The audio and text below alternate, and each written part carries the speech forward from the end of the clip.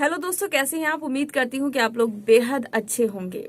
दोस्तों, जैसा कि आप सभी जानते हैं कि हम हर तरीके की खबर आपके लिए लेकर आते हैं, हर जानकारी भरी खबरें आप तक पहुंचाते हैं। तो यहाँ आज हम बात करेंगे बीबीसी की।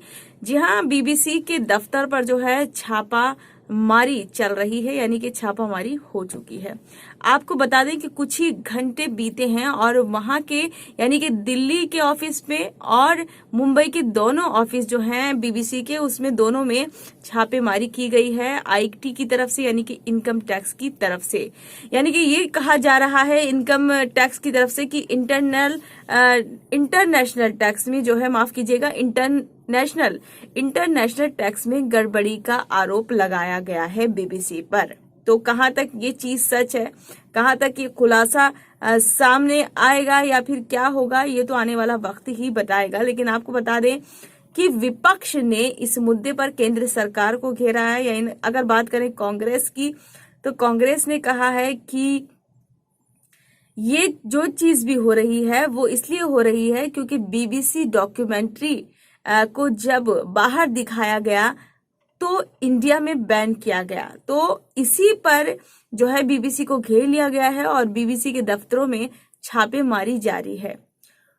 तो अगर ये इल्जाम बीबीसी पर लगा हुआ है कि इंटरनेशनल टैक्स में उन्होंने गड़बड़ी की है, लेकिन आपको बता दूं कि जो ताजी खबर जो है वो ये है कि वहां पे लगातार कुछ घंटों से पूछताछ चल रही है। वहां के जो कर्मचारी हैं बीबीसी के, और उनके जो लैपटॉप हैं और उनके जो सिस्टम्स हैं, उनको ले लिया गया है और उनका पूरा डाटा फीड कर रहे हैं आईटी वाले अपने पास। और उसके बाद सबके लैपटॉप और सबके सिस्टम जो है उनको लौटा दिए जाएंगे जब सारा डाटा उनके पास आ जाएगा।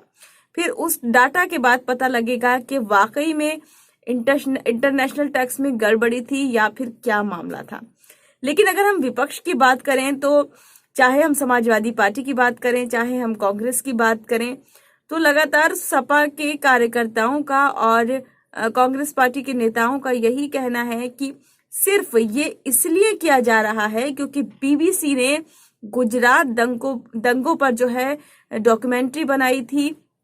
आपको बता दें कि ये क्या मामला है। गुजरात दंगे जो हुए थे, उसमें जो भी कुछ हुआ उसमें केंद्र सरकार को घेरा गया था, यानी कि नरेंद्र मोदी पीएम जो हैं उनको दिखाया गया है, उनको केंद्र बताया गया है गुजरात दंगों का, उसमें ये दिखाया गया है।